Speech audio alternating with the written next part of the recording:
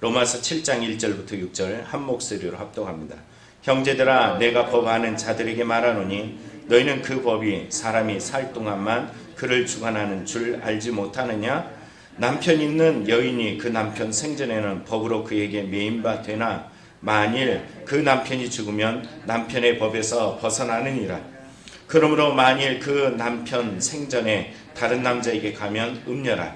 그러나 만일 남편이 죽으면 그 법에서 자유롭게 되나니 다른 남편에게 갈지라도 음녀가 되지 아니하느니라. 그러므로 내 형제들아 너희도 그리스도의 몸으로 말미암아 율법에 대하여 죽음을 당하였으니 이는 다른 이 곧 죽은 자 가운데 살아나신 이에게 가서 우리가 하나님을 위하여 열매를 맺게 하려 함이라. 우리가 육신에 있을 때는 율법으로 말미암는 죄의 정욕이 우리 지체 중에 역사하여 우리로 사망을 위하여 열매를 맺게 하였더니 이제는 우리가 얼매였던 것에 대하여 죽었으므로 율법에서 벗어났으니 이러므로 우리가 영의 새로운 것으로 섬길 것이요 율법 조문에 묵은 것으로 아니할지니라. 아멘. 오늘 성경 말씀은 6장에서 이미 말했던 죄에 대한 문제. 자, 죄는 이미 우리에게 선언했어요. 죽었다. 예수 그리스도를 믿는 자에게 죄는 죽었다라고 선언했어요. 그렇죠. 오늘 성경 속을 우리 성경을 가만히 들여다보면은 이동훈 목사님이 하신 말씀이 우리 다시 한번 생각하게 돼요. 어떤 말씀이냐면은 여러 아덴의 철학자들이 있었잖아요. 우리가 알고 있다시피 스토아파 철학자들이 있었고 또 하나는 에피쿠로스 학파라도 있었어요. 하나는 어떤 학파냐면은 쾌락주의예요. 쾌락주의, 야 죄는 다 잊어버리고 쾌락을 즐겨라고 이야기하지만 쾌락을 즐기다가도 이 마음속에 죄의 문제는 해결되지 않습니다. 스토아파, 자 그들도 마찬가지예요. 우리에게 금욕주의 철학을 가지고 있지만 이걸 가지고서 나는 근신해, 나는 달라져서 변해야 하지만은 이것이 온전히 우리를 변화시킬 수 없어요. 오늘 성경은 우리에게 말해요. 너는 죄에 대해서 죽었어. 이 죄의 문제는 오직 예수 그리스도로 인하여 죄의 문제가 해결됨을 말해주고 있습니다. 그런데 7장에 오늘 본문에 가면 여전히 이 죄의 문제에 대해서 씨름하고 있는 모습을 우리는 보게 됩니다. 이 죄에 대해서 씨름하고 있다는 것은 이 죄의 문제를 더 정확하게 명확하게 우리에게 일러주고 있다는 거예요. 오늘 이 문제는 어떤 문제를 가지고 있냐면 죄에 대해서 죽었다라고 이야기하는 이 문제를 오늘 우리에게 알려주는 이야기는 죄의 문제는 율법을 통하여 우리가 알게 되잖아요. 그 율법을 알고 있다 그래서 죄의 문제가 해결되지 않잖아요. 이 죄의 문제는 오직 예수 그리스도만이 해결책이야. 이걸 다시 한번 강조하고 있다라는 겁니다. 그래서 오늘 1절을 보면 이렇게 말합니다. 형제들아 내가 법하는 자들에게 말하노니 뭐라 그랬어요? 형제들아 내가 법하는 자들에게 말하노니 우리말 성경으로 보면 이 부분을 이렇게 말해요. 형제들이여 내가 율법을 알고 있는 사람들에게 말하노니 이렇게 말합니다. 그러니까 율법을 알고 있다 그래서 내가 죄에 대해서 해결하느냐 아니라는 거예요. 유대인들은 예수 그리스도를 모르고 율법을 가지고 있기 때문에 나의 죄의 문제가 해결됐어? 이것도 아니라는 거죠. 율법은 우리에게 뭘 알려준다고요? 죄를 깨닫게 해줘요. 율법을 통해서 내 마음속에 도리어 죄가 들어와서 야 하지마 라고 이야기할 때 하고자 하는 마음이 내 마음에 나타나요. 그래서 하나님의 법을 어기는 이런 마음들이 우리 안에 있습니다. 그래서 이러한 율법의 제한적 요소에 대해서 말해주고 있어요. 오늘 성경에 이 율법이라는 것은 어떤 것이냐? 너희는 그 법이 사람이 살 동안만 그를 주관하는 줄 알지 못하느냐? 율법이라는 것은 내가 죽으면 끝이야. 율법은 내가 살아있을 때 내게 효력이 있다라는 거예요. 이 문제를 성경은 2절 3절을 통해서 부부 생활처럼 이야기를 해요. 부부가 결혼을 했어요. 결혼을 하고 나면은 남편이 아내를 주관했어요. 가부장적 사회니까는. 그리고서는 아내는 남편이 둠을 통해서도 다른 남자에게 가서 결혼을 하면 이건 어떻게 되는 거예요? 간음이 되는 거예요. 죄가 된단 말이에요. 율법은 이렇게 말해요. 그런데 남편이 죽었어. 그러고 나면은 이 여인은 다른 남자에게 가서도 충분히 살 수 있단 말이에요. 성경 그 얘기를 하고 있어요. 2절에 말하죠. 남편 있는 여인이 그 남편 생전의 법으로 그에게 매인바 되나. 자, 매인바 됐대. 살아있으면 남편에게 매인받았다. 원어로 보면은 꽉 묶다, 쇠사슬에 매이다, 또는 감옥에 갇힌 것 이렇게 표현해요.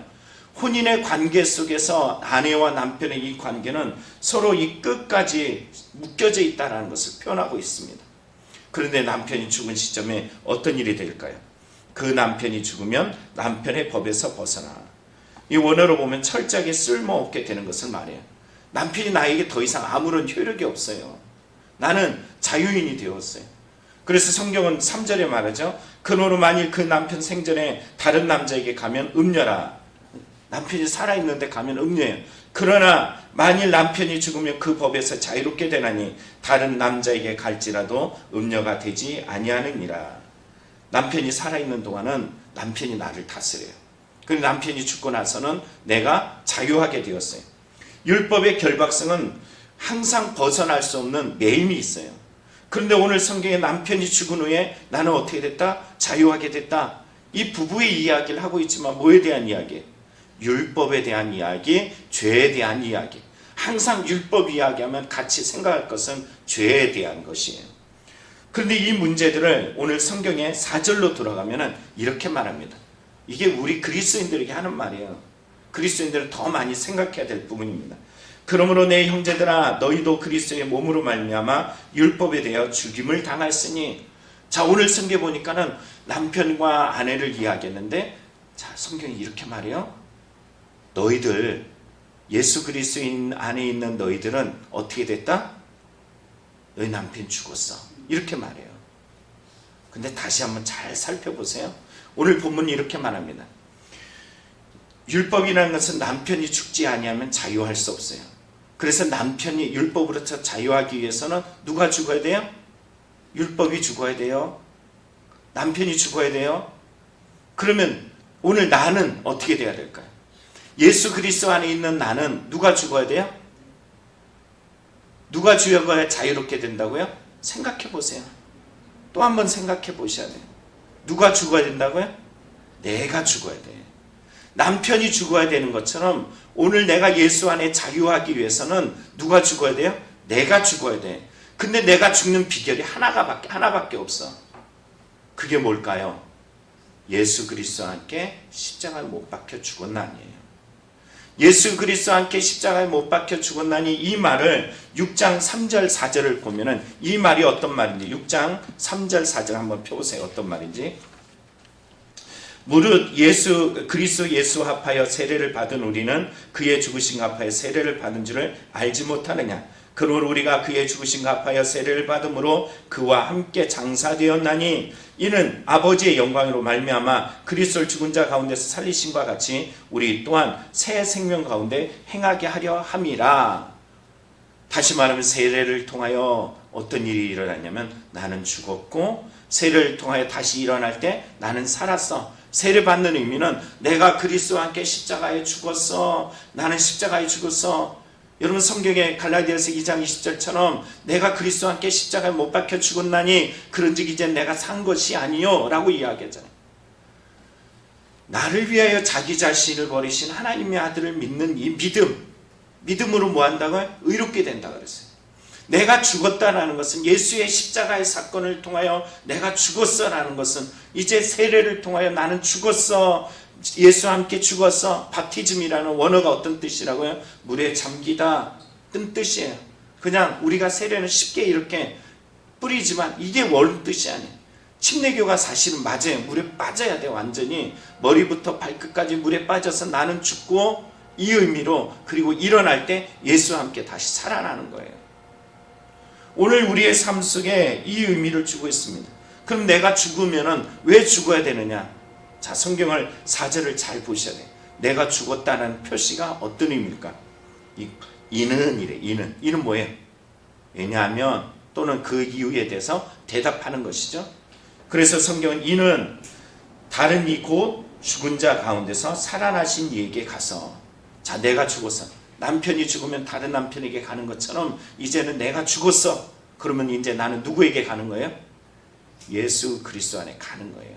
여기 말한 것처럼 그 죽은 자 가운데서 살아나시니 예수 그리스도. 나는 죽었고 이제 누구와 함께 살아나는 거예요?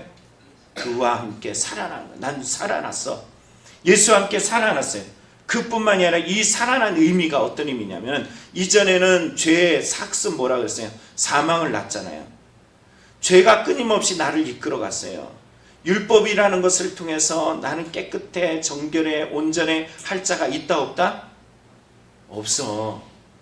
율법 364가지 또는 613가지 이 전체 율법 매일매일 이 죄로부터 내가 깨끗함을 입는 것이 아니라 그래 나는 죄인일 수밖에 없어, 죄인일 수밖에 없어, 이걸 깨닫게 해주신다 그랬잖아요. 오늘 이런 곳에 나타난 열매가 온전할 수가 없어요. 그런데 내가 예수 그리스도와 함께 죽었다 살아나서 그분에게 가서 어떤 일이 있냐면은 하나님을 향한 열매를 맺게 되어지는 거예요. 이 이야기를 다시 한번 오늘 5절에 말합니다. 우리가 육신에 있을 때는 어떠했다? 자, 육신에 있을 때는 죽을 짓만 했어요. 그 죽을 짓이 율법이 충동질을 내 마음속에 충동질을 내. 야, 이 율법이 죄야, 이거 욕망이야, 그러면 안 돼. 그런데 내 마음속에 이 죄악이 자꾸 생각나고 그러면 안 된다 하면서 하나님의 뜻 앞에 순종하지 않고 죄를 도리어 짓는 이런 일들을 행했어요.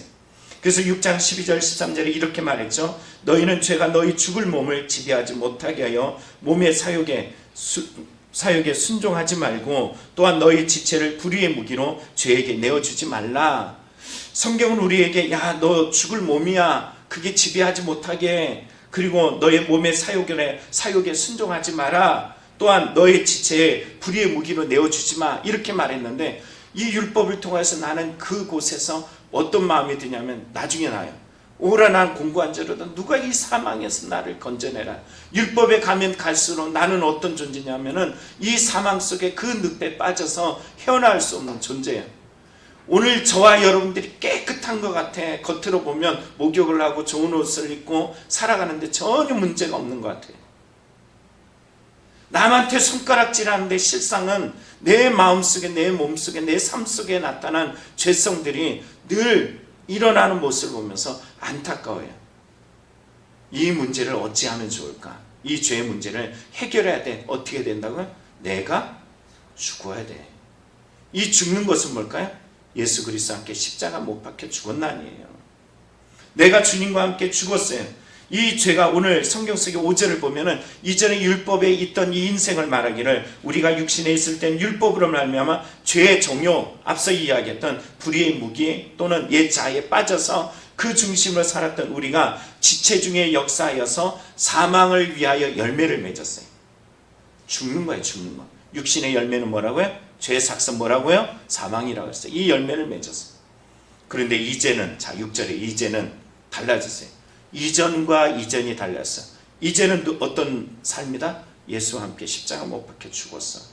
그러면 이 죽은 나는 어떻게 할까요?